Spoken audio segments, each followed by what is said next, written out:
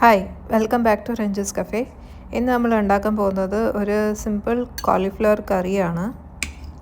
വളരെ എളുപ്പമാണ് ഉണ്ടാക്കാൻ, നല്ല ടേസ്റ്റുമാണ്. ചോറിൻ്റെ കൂടെയും ചപ്പാത്തീൻ്റെ കൂടെയൊക്കെ കഴിക്കാൻ പറ്റിയൊരു സൈഡ് ഡിഷാണ്. അപ്പോൾ എന്തൊക്കെയാണ് ഇൻഗ്രീഡിയൻസ് നോക്കാം. ഞാനിവിടെ 400 ഗ്രാം കോളിഫ്ലവർ ചൂടുവെള്ളത്തിൽ ഒരു 20 മിനിറ്റ് കുതിർത്തി വെച്ചിട്ടുണ്ടായിരുന്നു, എല്ലാ അഴുക്കൊക്കെ പോവാൻ. പിന്നെ ഒരു വലിയുള്ളി സ്ലൈസ് ചെയ്തത്, പിന്നെ ഒരു തക്കാളിയുടെ അരച്ചത് പ്യൂരി, പിന്നെ 3 ഗ്രീൻ ചില്ലീസ്, പിന്നെ 1 table spoon ginger garlic paste. ഇത്രയും സാധനം റെഡിയാക്കി വയ്ക്കുക. എന്നിട്ട് ഒരു പാത്രം ചൂടാക്കുക. എന്നിട്ട് നമ്മൾ വെളിച്ചെണ്ണ യൂസ് ചെയ്യുന്നത്, വെളിച്ചെണ്ണ 1 ടേബിൾ സ്പൂണോളം ഇടുക. അത് ചൂടായി വരുമ്പം പെരുംജീരകം 1 ടീസ്പൂൺ അതിലേക്ക് ഇടുക. പെരുംജീരകം മൂത്ത് വന്നു കഴിഞ്ഞാൽ നമ്മൾ ആദ്യം സവാള അതിലേക്ക് ഇടും. എന്നിട്ട് സവാള നന്നായിട്ട് സോട്ട് ചെയ്യുക, സോഫ്റ്റ് ആവുന്ന വരെ. അത് കഴിഞ്ഞ് നമ്മൾ പച്ചമുളക് അതിലേക്ക് ചേർക്കും. ഇത് വീണ്ടും സോട്ട് ചെയ്യുക.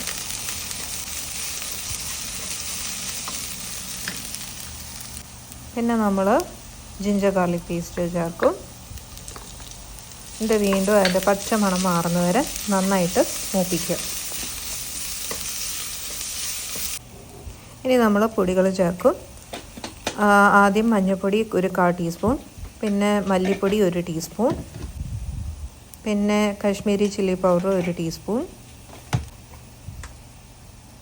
പിന്നെ ചിക്കൻ മസാല 1 ടീസ്പൂൺ.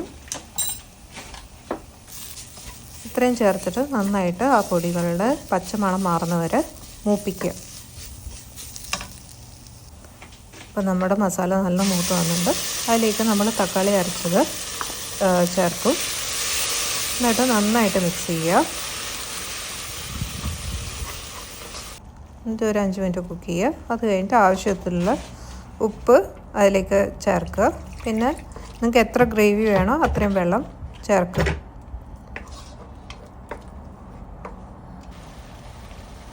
എന്നിട്ട് അത് ഒന്ന് തിളച്ച് വരുമ്പം നമ്മൾ കോളിഫ്ലവർ അതിലേക്കിടും. എന്നിട്ട് ആ മസാലയായിട്ട് നന്നായിട്ട് മിക്സ് ചെയ്തെടുക്കുക. ഞാൻ കുറച്ചുകൂടെ വെള്ളം ഒഴിച്ചിട്ടുണ്ട്. ഇനി കുറച്ച് കറിവേപ്പില അതിലേക്ക് ഇടുക. എന്നിട്ട് മൂടി വെച്ച് ഒരു 20 മിനിറ്റ് കുക്ക് ചെയ്തെടുക്കുക. അപ്പോൾ 20 മിനിറ്റ് കഴിഞ്ഞു. അപ്പോൾ നമ്മുടെ കറി റെഡിയായി. അതിലേക്ക് നിങ്ങൾക്ക് വേണമെങ്കിൽ 1 ടീസ്പൂൺ പഞ്ചസാര ചേർക്കാം. അത് തക്കാളിയുടെ പുളിയും എരിവും എല്ലാം ബാലൻസ് ആകാൻ വേണ്ടിയിട്ടാണ്. അത് ഓപ്ഷണലാണ്. നിങ്ങൾക്ക് എരിവും അത് പുളി അത്ര അധികം തോന്നിയിട്ടില്ലെങ്കിൽ ഷുഗർ ആഡ് ചെയ്യണ്ട. അപ്പോൾ നമ്മുടെ കോളിഫ്ലവർ കറി റെഡിയായി. ഫ്ലെയിം സ്വിച്ച് ഓഫ് ചെയ്യാം. അപ്പോൾ അത്രയേ ഉള്ളൂ. അപ്പോൾ എല്ലാവരും ഈ റെസിപ്പി ട്രൈ ചെയ്ത് നോക്കുക. നല്ല രുചിയുള്ളൊരു കറിയാണ്. ചപ്പാത്തീൻ്റെ കൂടെയും ചോറിൻ്റെ കൂടെയും നല്ലൊരു സൈഡ് ഡിഷാണ്. ദോശയുടെ കൂടെയും നിങ്ങൾക്ക് കൂട്ടാം. അപ്പം എല്ലാവരും ട്രൈ ചെയ്ത് നോക്കുക ഈ റെസിപ്പി. അപ്പം thank you for watching. Please share, comment and subscribe. Thank you again.